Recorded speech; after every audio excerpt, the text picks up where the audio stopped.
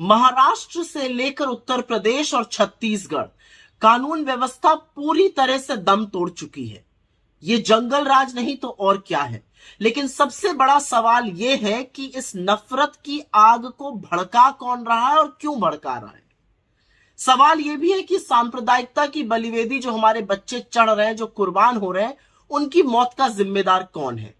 क्या पुलिस और प्रशासन इतना निकम्मा, इतना नपुंसक हो चुका है कि उनकी नाक के नीचे हत्या और हिंसा भड़काई जा रही है और वो हाथ पर हाथ धरे बैठे, या असल में पुलिस और प्रशासन सत्ताधीशों के निर्देश पर इसको अपनी स्वीकृति दे रहे हैं।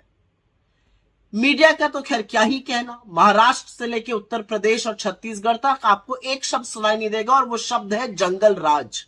किसी भी टीवी स्क्रीन पर आपको योगी आदित्यनाथ, एकनाथ शिंदे या विष्णुदेव साय की कोई तस्वीर दिखाई नहीं देगी। इस्तीफा मांगना तो बहुत दूर की बात है।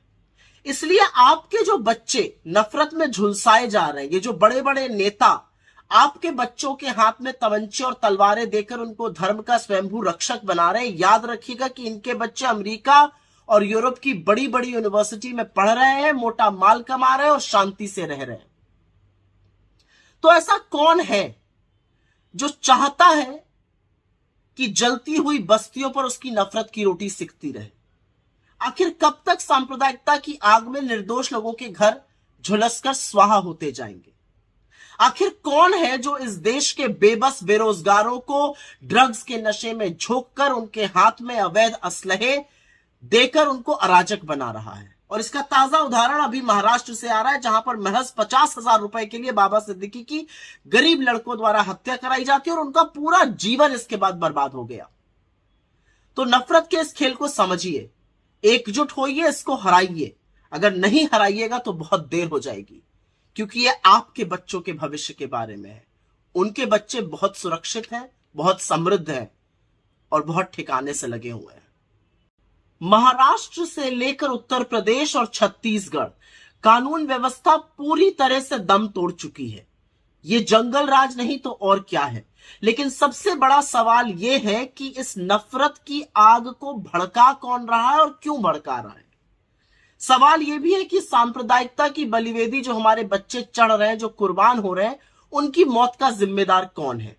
क्या पुलिस और प्रशासन इतना निकम्मा, इतना नपुंसक हो चुका है कि उनकी नाक के नीचे हत्या और हिंसा भड़काई जा रही है और वो हाथ पर हाथ धरे बैठे, या असल में पुलिस और प्रशासन सत्ताधीशों के निर्देश पर इसको अपनी स्वीकृति दे रहे हैं।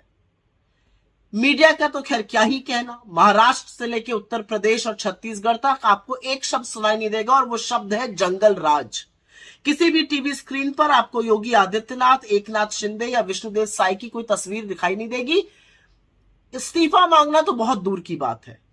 इसलिए आपके जो बच्चे नफरत में झुलसाए जा रहे हैं, ये जो बड़े बड़े नेता आपके बच्चों के हाथ में तमंचे और तलवारें देकर उनको धर्म का स्वयंभू रक्षक बना रहे हैं, याद रखिएगा कि इनके बच्चे अमेरिका और यूरोप की बड़ी बड़ी यूनिवर्सिटी में पढ़ रहे हैं, मोटा माल कमा रहे हैं और शांति से रह रहे हैं। तो ऐसा कौन है जो चाहता है कि जलती हुई बस्तियों पर उसकी नफरत की रोटी सिकती रहे।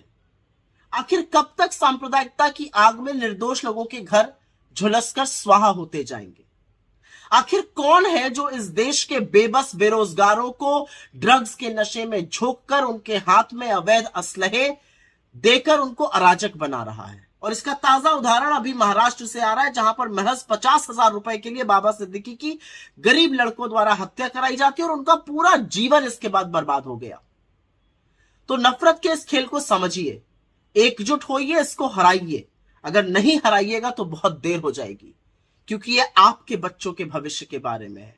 उनके बच्चे बहुत सुरक्षित हैं, बहुत समृद्ध हैं और बहुत ठिकाने से लगे हुए हैं।